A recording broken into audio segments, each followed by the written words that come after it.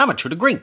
You might know me from things like the Brass Rail, Westville Correctional Facility, and QQ. Welcome to the Intruder Green podcast. Oh yeah, it's the 22nd of November.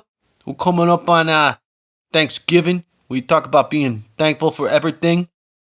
There's a whole lot of stuff happening lately that I guess I couldn't be less than thankful for. Not to get into like current events too much. I guess I will start this show on a downer a little bit, but then I promise I'll pick it up. I want to say rest in peace to a good friend of ours, Chrissy Bocan. She was a driver on the Warped Tour. She passed away a few weeks ago, and I know if you pay attention to my social medias, I was posting about it a little bit. She was a great person, sweetheart, and she's definitely going to be missed by, people who are her friends and just the scene, the punk rock scene that she lived in. And anybody who met her on tour, I know probably feels the same way. And I think she struggled a little bit with like depression and stuff like a lot of us do. And I think she was in a real good place before she was in a motorcycle accident. And unfortunately, she didn't survive. And rest in peace, Chrissy. We'll carry you in our hearts forever. But moving on from that, we do have some things to be kind of happy about. I've been interviewing some bands that are trying to tour again. So that's real nice. And that's who we got coming up this week. On this episode, actually, not even coming up this week. It's Masi, which I kind of knew about those guys, and I know at least one of the guys in the band. I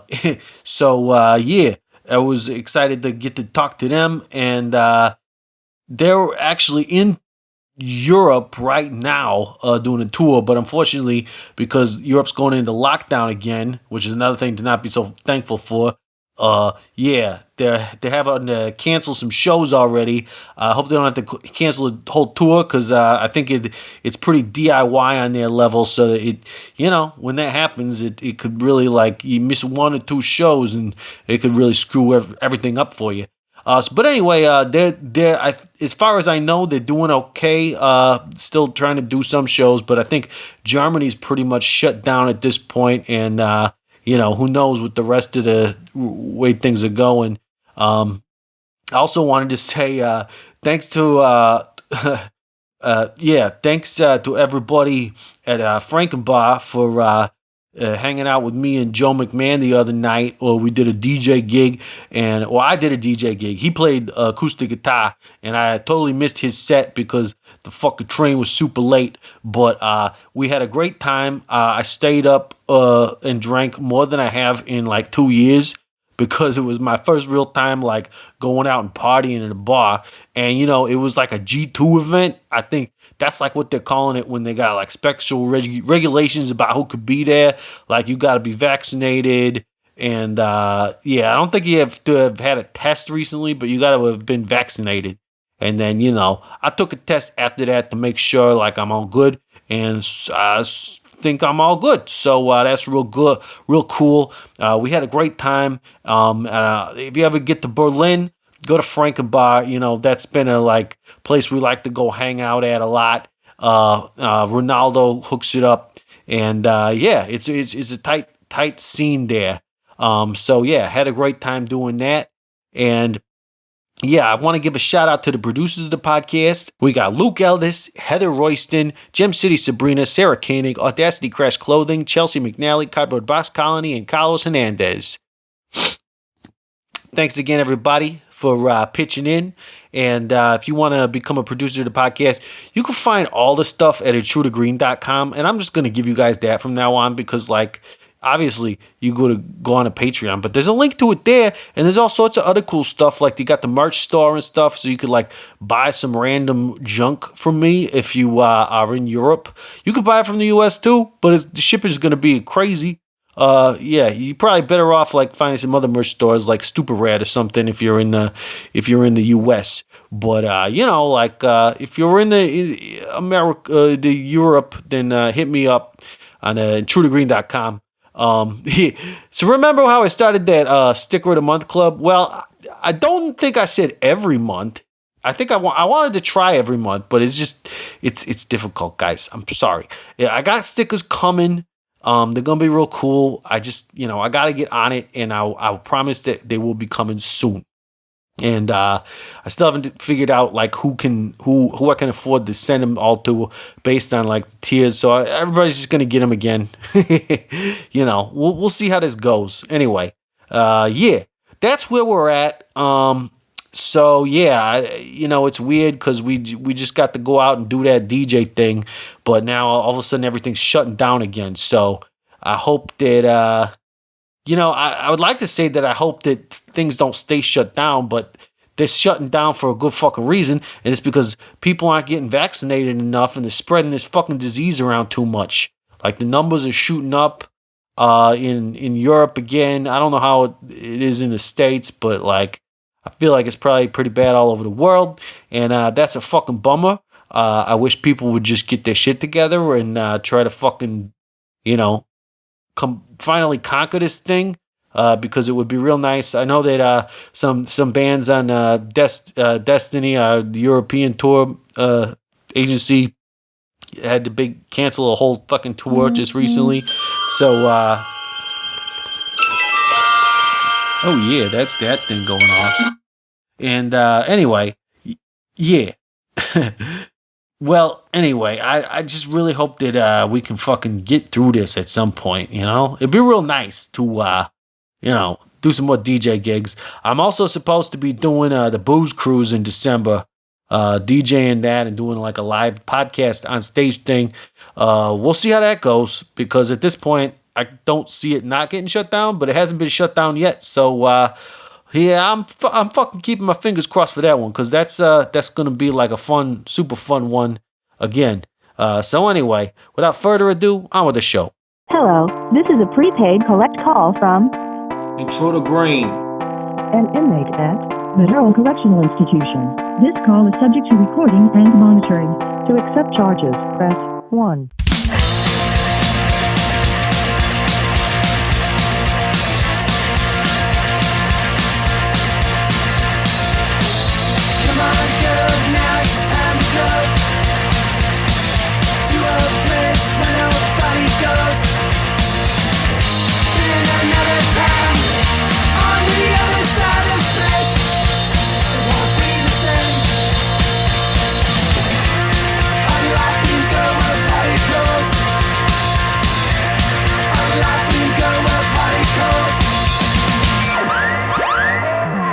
Oh yeah. So refresh my memory how you doing right now, because I felt like that was a pretty good story.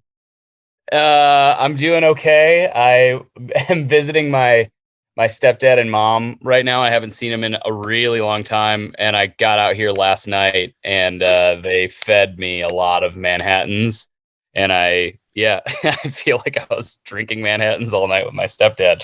So yeah, I'm alive and well, I guess. That's good. Yeah, I mean, you were doing real good before.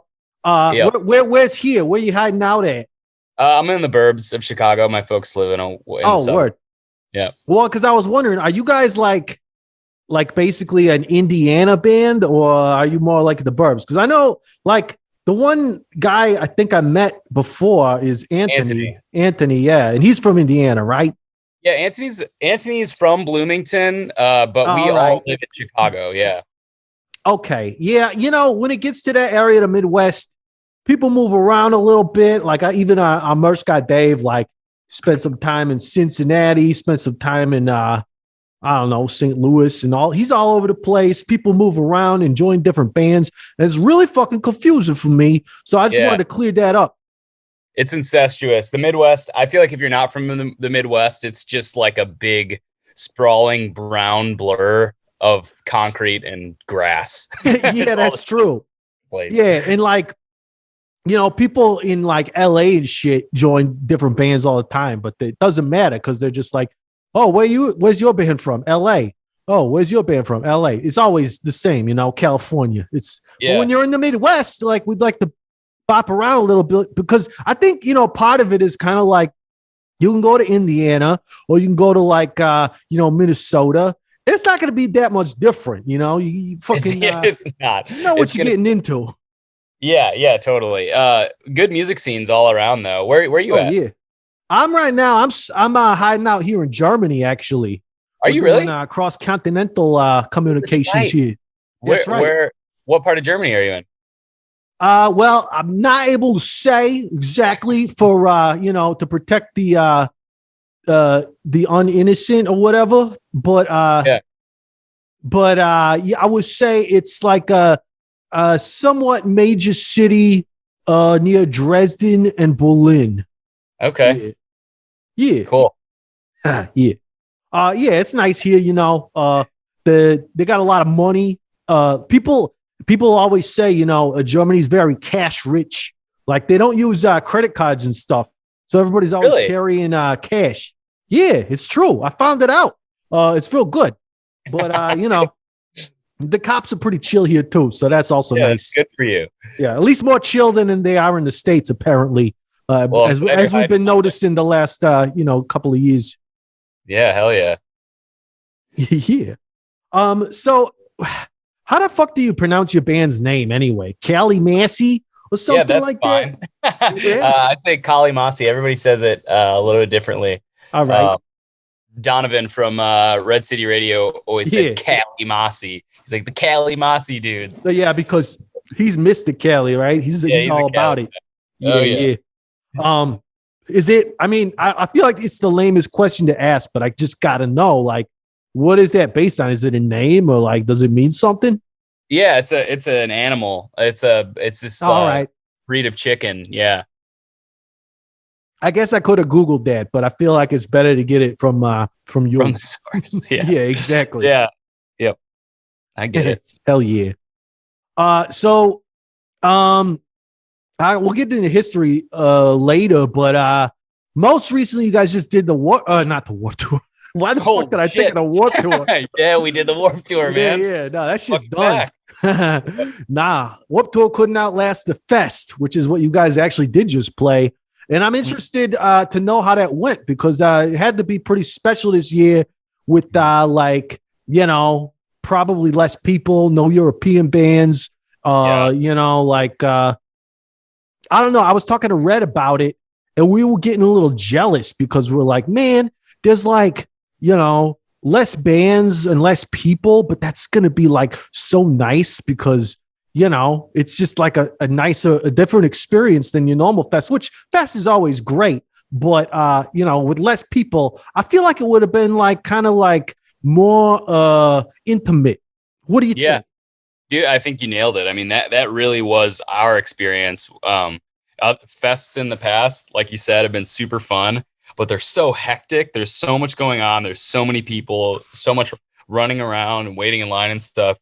This year it was really chill, really fucking chill. And not a lot of lines to wait in, a lot smaller, but like you said, more intimate. And it was pretty touch and go there for a while with so many bands canceling up to like a couple days before the fest. Bands were still dropping off and getting added. But you got some lifers there. And it was a little bit of an experiment. It was kind of stressful going down. You're basically dragging any band that's coming there through the South to Florida, which is just the least, it's just like a haunted house of a tour. It could have been bad, but for sure.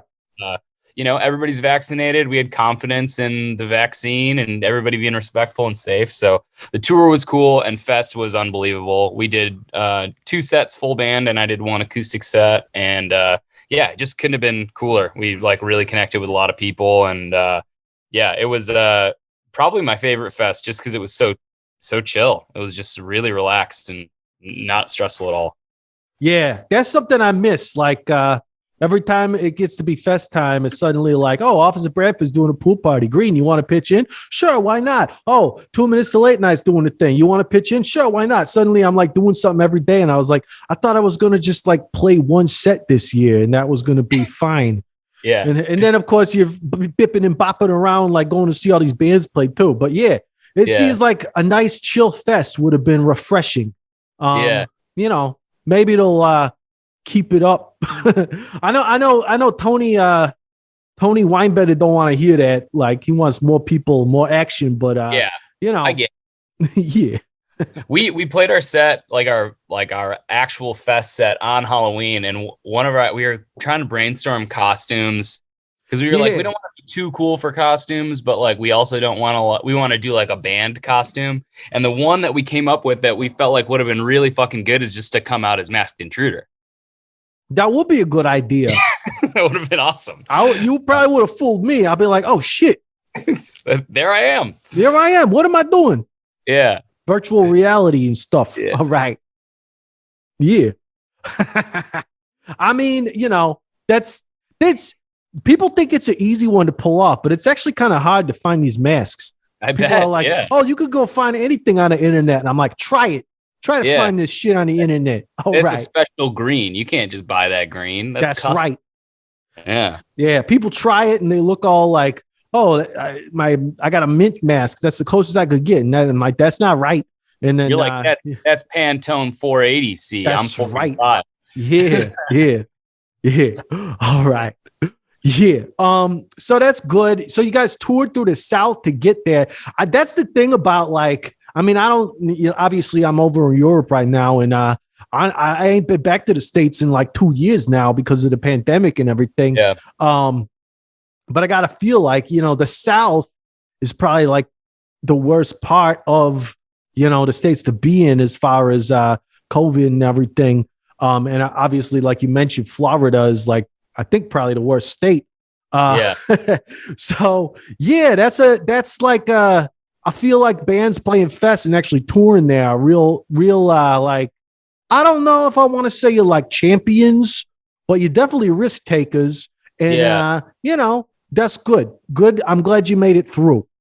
Yeah, I mean, America we still have the South. We decided to keep it, which was you know, not my personal choice to keep it around. Yeah, you know. I love the South. It's beautiful. It is beautiful. Great. Yeah. Southern folks are the best. But yeah, it was just we had to be in contact with every venue, just being like, hey, can you make sure that X, Y, and Z happen? Because at the end of the day, it's not like however you feel about the you know, pandemic or vaccine or whatever. Yeah. It's really just like touring is so fragile where it's at right now. It's like if one of us gets sick, it's all off. Yeah. So like in order to just keep the business rolling, like just play it safe. Like even if it was a cold, it still fucks it up. So sure. Wherever you're at, just like, mask up and, you know, check vaccines at the vaccination stuff at the door. It's really important for us to do this because especially like, you know, we're about to go over to Europe next week and that's a hell of a lot of financial overhead for us to go over there. And like, if one jackass comes and fucks it up, it's like, it really, really fucks it up. Yeah, for sure. Had you guys toured the fest before? Had you played fest before? Yeah, we played fest, I think 3 times prior. So this is our 4th fest. Yeah. All right. So had you toured there before? Because I feel like, okay. I think at some point we stopped touring the fest just because we could.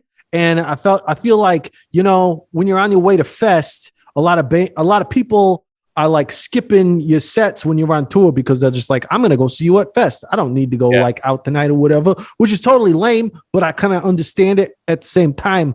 So I feel like touring the fest, you know, tours are already like hard to do. Then you're doing the fest tour and then you got the pandemic. That's, you know, like you said, that's a lot of fucking shit to deal with. So yeah, good onion. And now that you brought it up, the European tour that you guys are going on, who booked that? Like you mentioned Donovan, is he booking you guys? Did he book you on Europe though?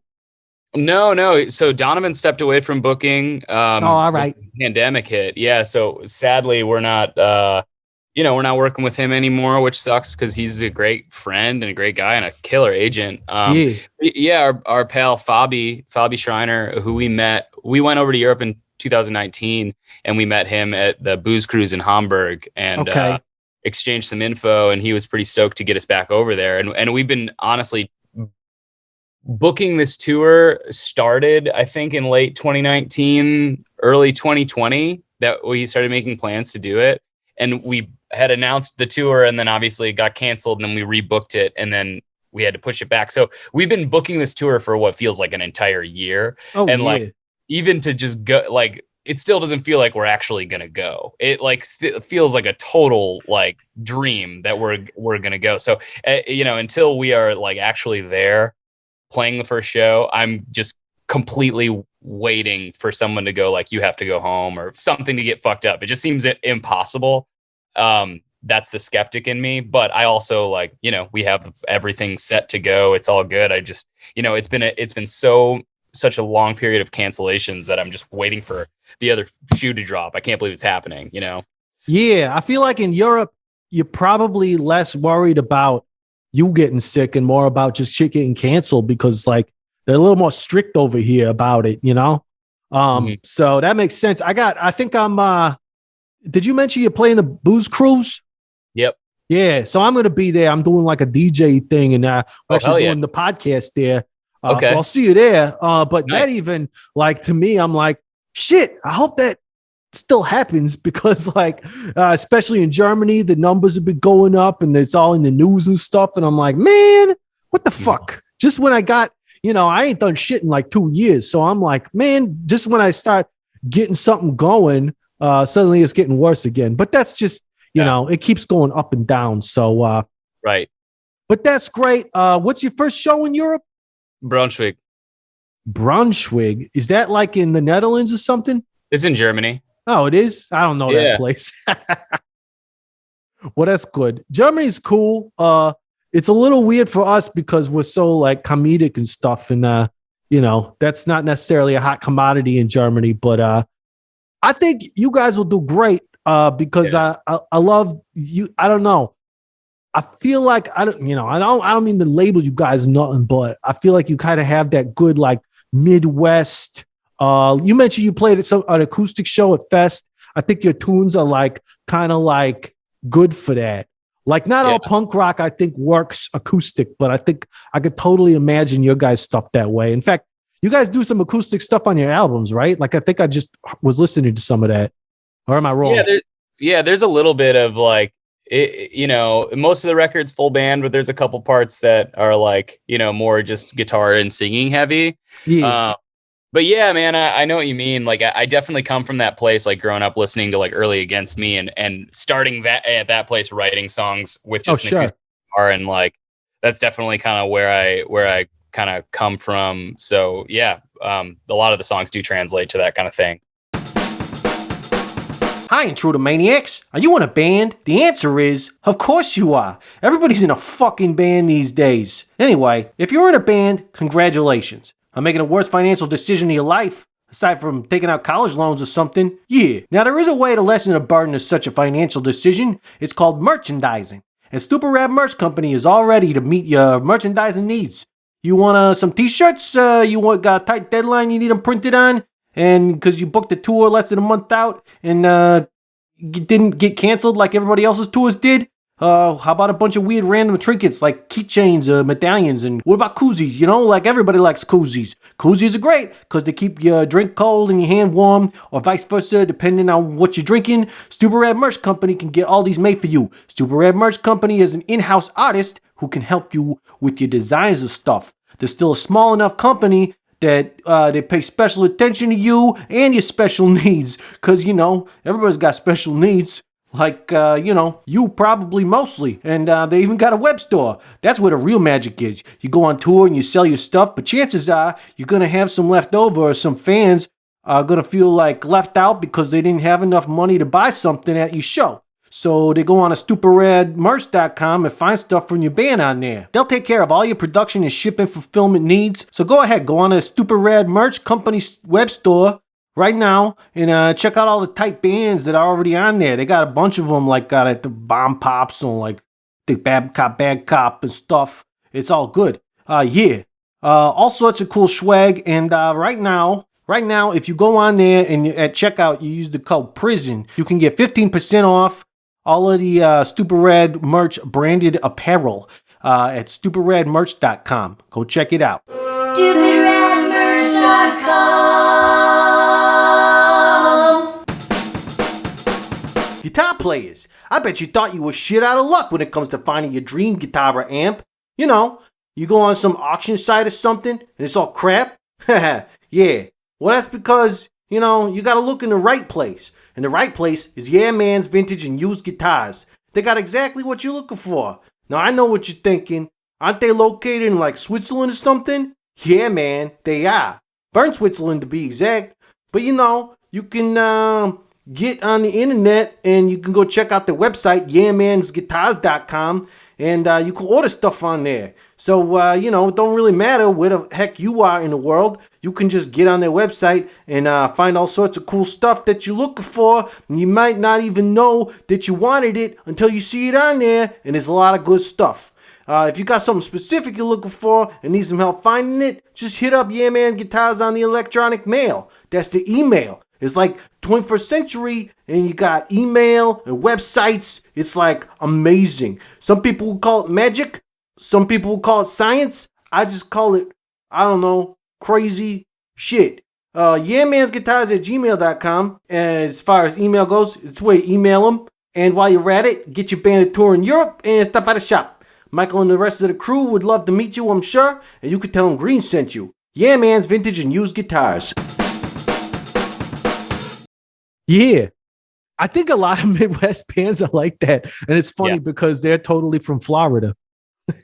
Or Richmond. Are they from Richmond? I don't remember. It's one of those places. They're Gainesville. Yeah, that's right. Conversation with somebody like, you know how like you'll go to an airport in like Oklahoma and there'll be a pizza place that's like Chicago pizza. Yeah, like, that's what like Chicago style like punk rock is like. It really is not based in Chicago anymore.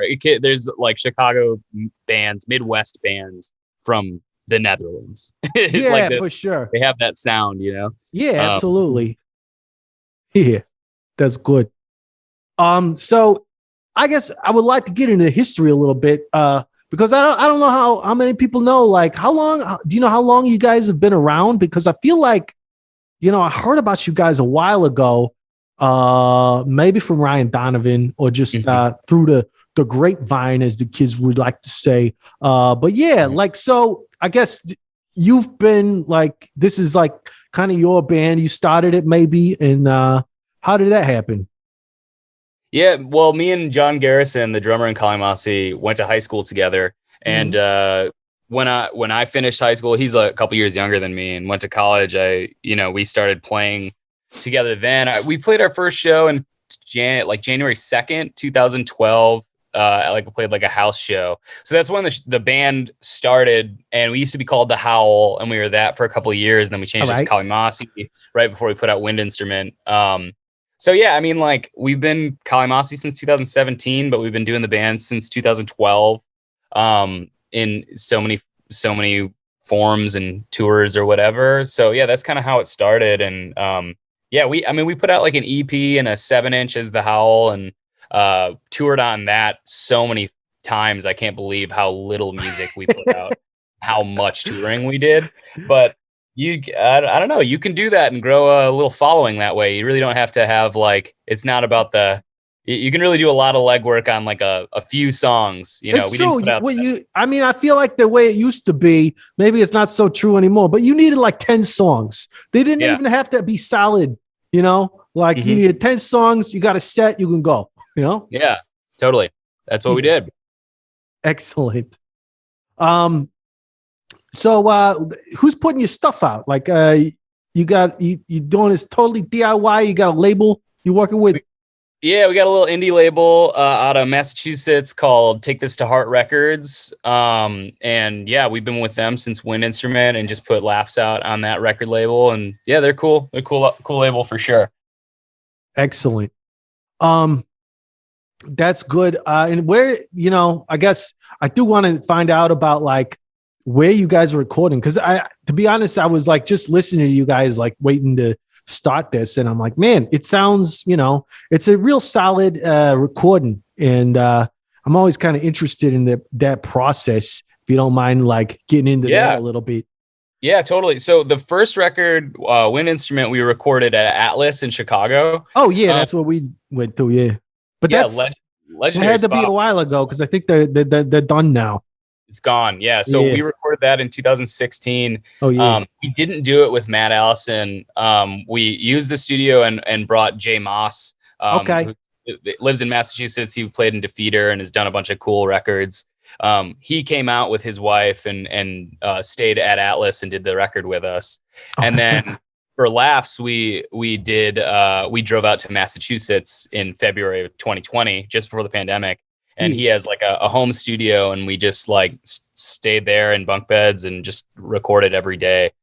So yeah, both of them were with Jay. One was in Chicago, one was at his studio. But yeah, the recording process of both were pretty different. Neither of them were like, I guess not like radically different, but just like doing them at two different studios. It was really cool and immersive to be like sleeping at the studio and just kind of really be engulfed in it. Absolutely. Not going to work every day, not going home every day. It was really fun to just like, we got there, we laid down like scratch tracks that night and then started recording drums the next day. We actually did the drums for laughs in a merch warehouse, like on the other side of town from where his studio is in Massachusetts.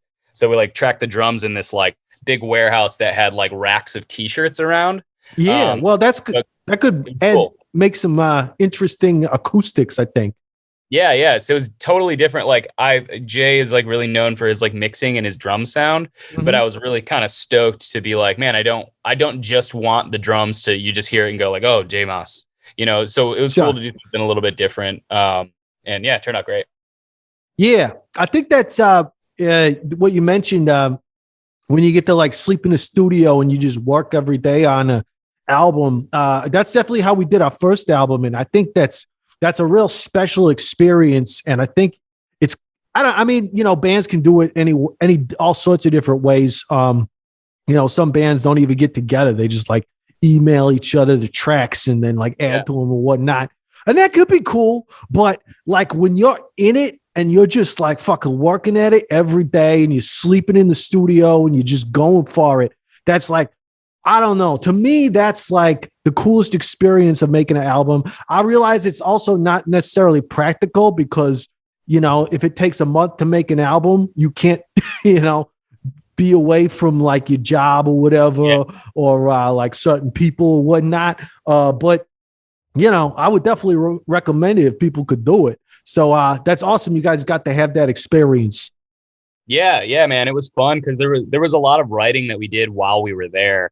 And we record during the day, and then Jay would bounce us like mixes basically at night, and we'd all like get in the bunk beds and listen and take notes, and then you get up the next day and know what you need to do different or redo, or maybe like there was the song Freer on the new record. We recorded it and we did it like we did it to a click and recorded the guitar and vocals and everything kind of separately. And it was done and we were listening to it and it just didn't sound right to us. So we basically like canned the entire recording of it. And I just did it live with the guitar and vocal at the same time, no click track. And it was cool to just like, we wouldn't have had that opportunity if we had done it differently. So it was cool to just like be able to like write, and then spend the next day reading and then go back and rewrite. And also like it gave us a lot of like, we got really familiar with the songs to see where maybe there was like a little motif or a way we could tie things together or like a better way to sequence songs because we were so like in it, Yeah, that's what it's all about. It's just like being in it. I love that shit. That's real good. Yeah. So, sorry, I missed it. Is the new album out or is it coming out? It's out. Yeah, it's been out. It came out in March. But it's releasing stuff during the pandemic. It's just like what is March to April to October? It's just it's out. It's a new record and it's out. That's right. Okay. So you're taking the world by storm. You've done the US a little bit, and you had the Europe. How long's the European tour? Like, and do you know like all the countries you're hitting? Yeah, it's about a little over 3 weeks, and we're doing UK. We're doing a lot of Germany. We're dipping into Italy for a date. First time in Italy. First time we're going to like a lot of these cities. To be honest, like I said before, we hit Europe in 2019, and that was awesome. We're going to, let's see. I'm sorry, I'm looking at the list. Yeah, a show in the Netherlands, and yeah, man. Netherlands is tight.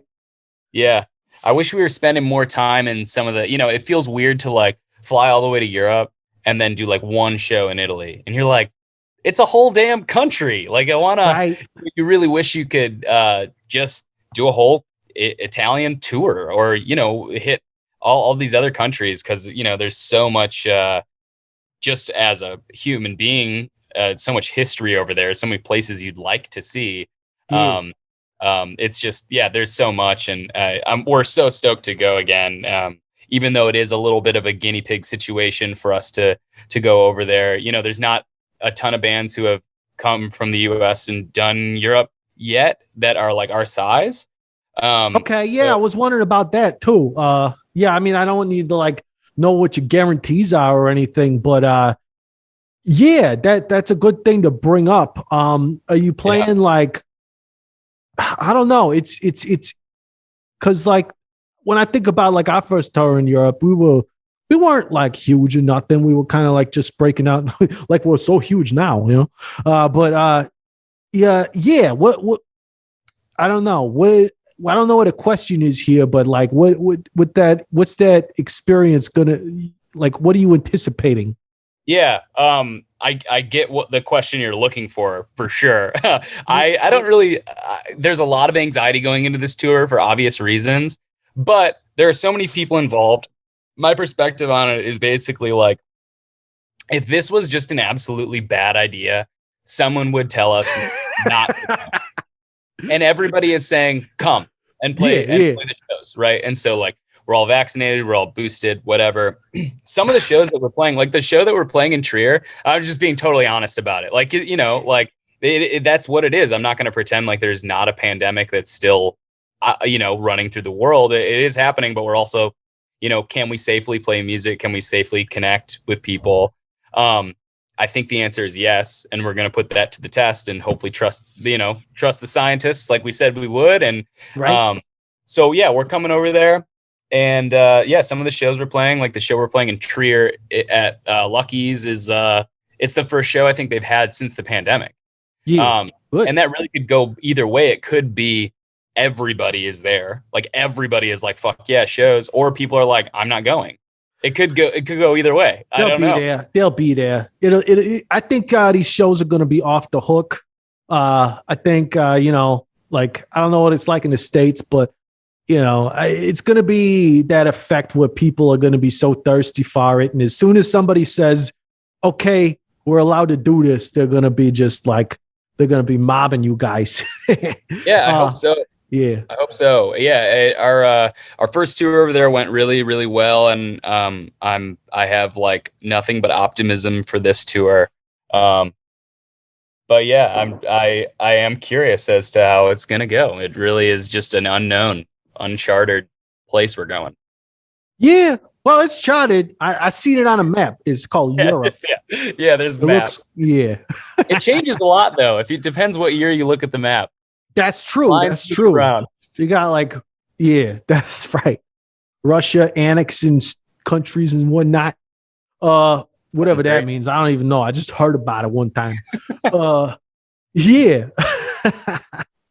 Well, that's wonderful. I hope that, I'm stoked to see you guys in person when you get over here, because like I said, I ain't done shit in the last 2 years, like a lot of people. And, that booze cruise, something I always wanted to do, just to like go to it, let alone like be a part of it. So it'll be a fun time, I think. Definitely. Yeah. Unless you got something else you wanted to bring up, though, I just got one more question, and I always try to fucking prepare people for this, but I always forget. And the question is crime stories. Do you got any? Oh yeah. All right. You just want me to like rip into crime right now? Whatever you got, bud. Whatever you want to put out into the world. Yeah. I mean, I got into a lot of trouble as a teenager, and some of those have had repercussions as an adult. I used to do this thing where we would go to I got a couple stories involving grocery stores. We used to steal a lot from the grocery store. All right. One, and this That'll is genius, and I completely stand behind it because, you know, it's not a mom and pop grocery store that we're stealing from. It's like Whole Foods and Jewel-Osco or whatever. But we would go into the liquor aisle as teenagers and grab handles of liquor, right? Of course, say, like you do. Vodka, whiskey, Jägermeister, whatever. And then we would go into the bathroom with them real quick, put them in the trash can. And then you get somebody else to go into the soda aisle and get 2 liters of soda. And then you bring those into the bathroom. So if you had whiskey, you would get ginger ale. And if you had Jägermeister, you'd get root beer or Sprite and vodka. So you just dump out all the soda and refill it with the handle from the trash in the bathroom, lock the door, obviously, and then just go buy it from the checkout. We would just buy it for like $2 and show up to parties with all this soda, but it was just like hard liquor. That was a solid one. That was super fun. That's real good. I like that one a lot. Yeah. Try it out sometime. Be careful though. Yeah, we'd just like load up shopping carts full of food and just push it out. That was kind of like, that's what I ended up getting busted for. And on one tour, we got bounced out of Canada because I had that on my record. And yeah. Shit. But yeah, I mean, I'm reformed and no longer break the law in those ways. But yeah, I did that kind of stuff a lot as a kid, a lot of drinking and a lot of stealing and stuff like that. Yeah. It's funny that you mentioned that whole getting bounced out of Canada thing. I feel like, I always ask that question. A lot of people, a lot of bands who go to Canada, it's like the ultimate punishment for that crime. Whatever they fucked up and did, or fucked up getting caught doing, it's like, yeah, they had to pay a fine or whatever. They got a record or whatever. But the shittiest part of it is they couldn't go to Canada. Yeah. It's it really sucks. I mean, I can go now, but I couldn't. Like, it was funny because, like, no dig to, like, Canadian Border Patrol, but, like, I've been in and out of Canada so many goddamn times. Yeah. Before then and after that. So it was just, like, the one time they really dug in to check the background. And it was really funny. It couldn't have been a funnier situation because we're all sitting waiting in the little room and we're like, what's taking so long? Oh yeah, I know about that room. The guy comes in and he goes like, hey, who's Sam Porter? And I was like, I am. And he's like, all right, follow me. So he turns around and he like kind of gestures to like follow him, but he like points at this door that I'm supposed to go through. But I thought he just meant follow me. So I just walked right behind him. He turns around and I'm in like the office. Like I'm on their side of the glass. I just followed him. And he turns around and he's like, what the fuck are you doing in here? Like I wasn't supposed to be in there. I was supposed to like go to the other side. You're like, you said follow you. I'm following you. So I'm just in there with a bunch of Canadians. I don't know sign language, bud. Yeah. So he was pissed. And then he was just like, you can't come into this office or this country. So basically like you gotta go. But it was cool because what ended up happening is we got bounced out and we were super sad and trying to figure out what the fuck we're going to do. We had 6 dates in Canada before we, went back into Michigan or whatever. And we ended up like seeing if there was any tours that we could hop on. And we hopped on a couple dates with Make War and Worship This. And that's how we met. I don't know Worship This, but Make War are great. Yeah. So we became fast pals with them. And that's how like we met, was just totally like we wouldn't have met them if I hadn't have done that. So there's a little bit of a silver lining. Hell yeah. Well, that's wonderful. Yeah. Crime's great. Get away with it. All right. Yeah. That's my advice. Hell yeah. Well, it was a pleasure getting to talk to you, bud. Yeah. Best of luck to everything happening. I'm glad you guys made it through Fest all right. I'm stoked to see you guys over here in Europe and see some cool music action in the near future. Yeah, it's gonna happen. I'm stoked to see you there, man. Looking forward to it. Hell yeah. And that's it for the Intruder Green podcast. You can hit me up on all the socials in Intruder Green or go to intrudergreen.com for all sorts of cool stuff. Hey, the Intruder Green calling line, you can hit me up there. It's +1 608 535 9608. Patreon.com/Intruder Green if you want to become a producer of the podcast. The Intruder Green podcast is produced by Colin Bennett, management by Anka Kramer, hair and makeup by Genevieve Smith, set design by Dylan Raymer, catering Matthew Hendershot, lighting Squeak Lights, Rahway, New Jersey. Our theme song is Particles by Type Bros. See you, Space Cowboy.